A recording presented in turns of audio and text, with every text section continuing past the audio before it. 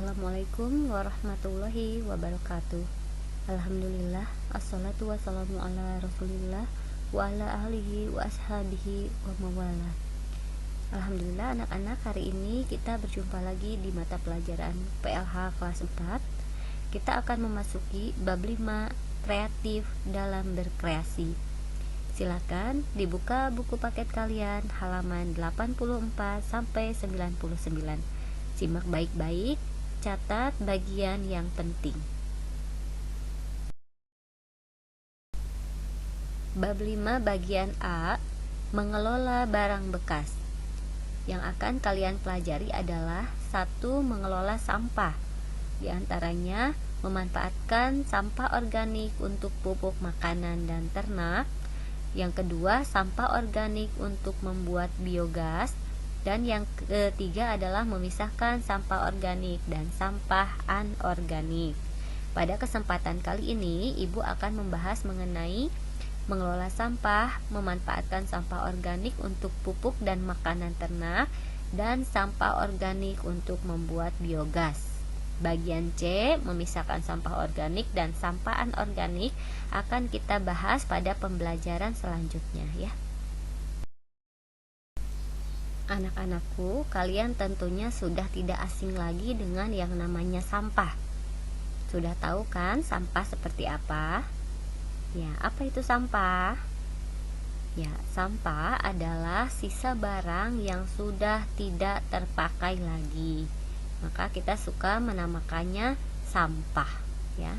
Sampah ada 2, sampah organik, yang kedua sampah anorganik atau non-organik ya. Sampah organik adalah sampah yang berasal dari makhluk hidup seperti hewan dan tumbuhan dan dapat dihancurkan oleh mikroorganisme. Jadi sampah organik ini sampah yang berasal dari sisa-sisa makhluk hidup seperti sisa-sisa tubuh hewan atau sisa-sisa bagian tumbuhan. Itu adalah sampah organik ya. Dia ciri-cirinya dapat dihancurkan oleh mikroorganisme. Apa itu mikroorganisme? Mikroorganisme berasal dari kata mikro dan organisme.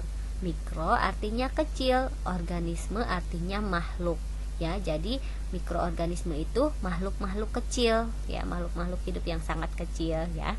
Jadi ulang, sampah organik adalah sampah yang berasal dari makhluk hidup seperti hewan dan tumbuhan, dan sampah tersebut dapat dihancurkan oleh mikroorganisme atau oleh makhluk-makhluk kecil. Contoh sampah organik adalah daun, ranting, sisa makanan, kertas, sisa buah-buahan, dan lain-lain. Masih banyak lagi contohnya. Adapun sampah anorganik atau sampah non-organik adalah sampah yang berasal dari bukan makhluk hidup dan tidak dapat dihancurkan oleh mikroorganisme ya. Contohnya apa sampah organik? Di antaranya apa? Plastik, betul, logam, kaca ya, besi-besi itu termasuk logam juga. Itu adalah sampah anorganik. Itu tidak dapat dihancurkan oleh makhluk-makhluk kecil ya. Kalaupun dapat dihancurkan, ada yang bisa dihancurkan tapi waktunya sangat lama ya, bisa berpuluh-puluh tahun, beratus-ratus tahun, bahkan ada sampah yang sama sekali tidak dapat dihancurkan ya. Dalam mengelola sampah tentunya ada permasalahan yang timbul. Coba kalian perhatikan jika di rumah kalau ada sampah bagaimana? Ada masalah tidak? Ya, betul, apalagi di ruang lingkup yang lebih luas ya. Jika di luar rumah, coba perhatikan. Ya, sampah organik permasalahannya adalah dia dapat menimbulkan bau busuk dan menjadi sumber penyakit. Ya, betul tidak kalau di rumah kalian ada sampah organik yang busuk-busuk, bau busuk dan jadi sumber penyakit? Nah, ya kan? Nah, kalian perhatikan ya. Kemudian sampah anorganik, permasalahan yang timbul, mungkin dia tidak terlalu menimbulkan bau busuk, tapi karena lama waktu untuk menghancurkan dan bahkan tidak dapat dihancurkan, sehingga menumpuk sampahnya dan mengganggu lingkungan. Bahkan dapat menyumbat aliran air seperti yang bab lalu sudah kita bahas. Sampah anorganik ini bisa menyumbat air, nanti bisa menyebabkan banjir ya. Nah, anak-anak, dalam mengelola sampah ini tentunya ada masalah yang akan timbul.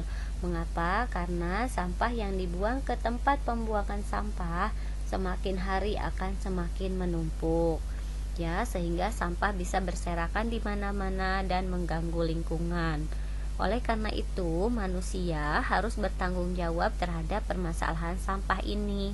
Di antaranya, supaya bermanfaat untuk lingkungan, maka kita harus mengelola sampah dengan baik. Di antaranya, yang pertama, sampah dimanfaatkan untuk membuat sampah organik untuk pupuk dan makanan ternak ya. Sampah organik terbanyak berasal dari sisa makanan. Jika dibiarkan bercampur dengan tanah, maka akan mengalami pembusukan oleh mikroorganisme. Setelah sampah busuk, tanah memiliki unsur hara yang dibutuhkan untuk menyuburkan tanah. Tanah yang mengandung sampah organik yang sudah terurai tadi atau sudah busuk disebut pupuk organik atau pupuk kompos. Cara paling mudah membuat sampah organik menjadi pupuk kompos yaitu dengan mengubur di dalam tanah dan membiarkannya selama 3-4 bulan. Maka nanti akan diperoleh pupuk kompos ya. Sampah organik baik untuk berbagai macam tanaman ya. Jika sudah menjadi pupuk kompos, itu akan baik untuk berbagai macam tanaman. Anak-anakku, selain sampah organik, kotoran ternak juga dapat dijadikan bahan pembuatan pupuk. Pupuk dari kotoran ternak dinamakan pupuk kandang. Selain dapat dibuat pupuk kompos, sampah organik juga dapat dijadikan makanan ternak. Contoh, daun-daunan, buah-buahan, biji-bijian, tangkai sayuran, pelepah pisang, kulit buah-buahan, dan lain-lain. Caranya adalah selain dapat diberikan untuk makanan ternak secara langsung, dapat juga dengan cara dimasak dalam tungku yang besar kemudian diberikan kepada ternak ya. Jadi di sini maksudnya bahwa sampah organik dapat juga diolah menjadi pupuk kandang ya, yaitu kotoran ternaknya dibuat dijadikan pupuk. Nah, selain itu juga sampah organik juga bisa diolah juga untuk menjadi makanan ternak ya. Caranya adalah dengan dimasak dulu sisa sampah organiknya, kemudian nanti diberikan kepada ternak sebagai asupan makanan. Pengelolaan sampah yang kedua yaitu sampah organik dijadikan biogas. Selama ini bahan bakar yang digunakan masyarakat adalah kayu bakar, minyak tanah, dan gas LPG atau liquid petroleum gas. Kita dapat mencari energi alternatif atau energi pengganti sebagai pengganti LPG, yaitu dengan membuat biogas. Nah, ternyata biogas ini dapat kita hasilkan dari sampah ya. Bahan biogas selain kotoran sapi juga dapat diperoleh dari sampah organik ya. Jadi, biogas adalah gas yang dihasilkan dari pembusukan sampah organik atau dari kotoran ternak. Bagaimana cara kita untuk memperoleh biogas? Ya, biogas diperoleh dengan cara memasukkan kotoran sapi atau kotoran ternak yang sangat banyak yang dicampur dengan air bersih ke dalam suatu tangki yang besar. Tangki tersebut ditutup rapat tanpa udara atau kedap udara. Setelah beberapa hari akan timbul gas. Nah, gas yang dihasilkan tersebut akan ditampung dan siap dipakai.